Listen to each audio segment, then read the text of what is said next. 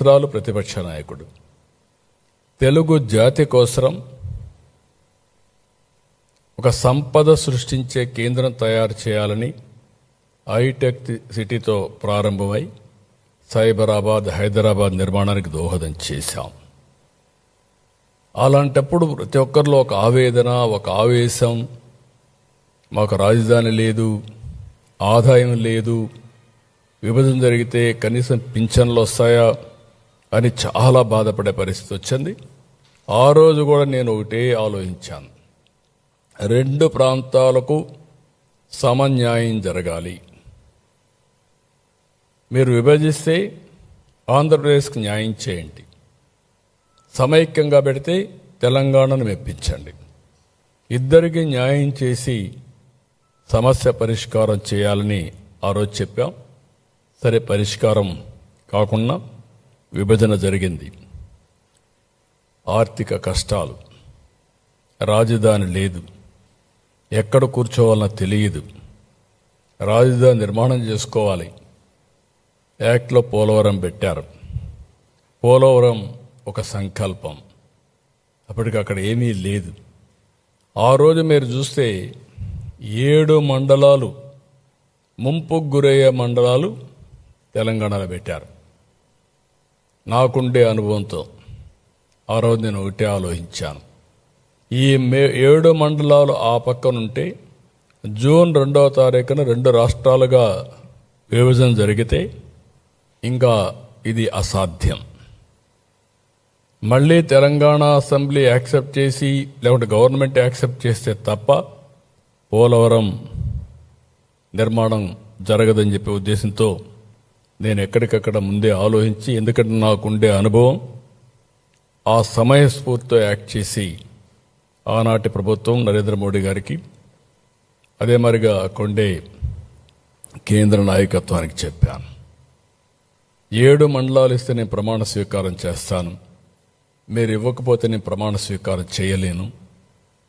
హైదరాబాద్ నేను ఎప్పుడు కూడా తెలంగాణకు వ్యతిరేకం కాదు, అది కూడా నా బ్రెయిన్ చైల్డ్. ఎందుకంటే నేను ఎప్పుడు కూడా తెలంగాణకు నష్టం జరగాలని కూడా ఆలోచించను.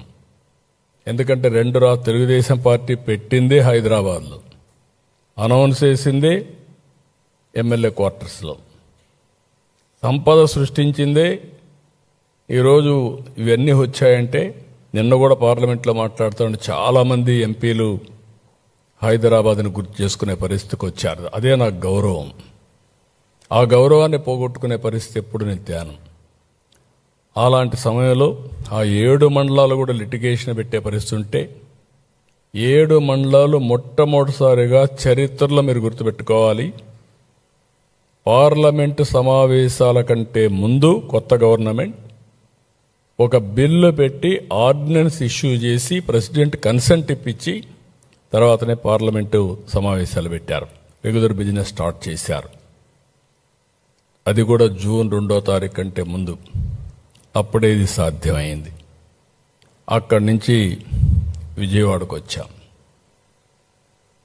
విజయవాడకు వచ్చినప్పుడు ఎక్కడ కూర్చోవాలో తెలియదు, ఆఫీసు లేదు. ఒక SC office, irrigation SC office, అదే క్యాంప్ ఆఫీస్. అక్కడే నా బస. ఆ తర్వాత మీరు చూస్తే నేను ఈ ఇల్లు తీసుకొని రెంట్కి వచ్చిన తర్వాత దాన్ని హైకోర్టుకి ఇచ్చాం. ఆ తర్వాత అది రాజ్భవన్ అయింది.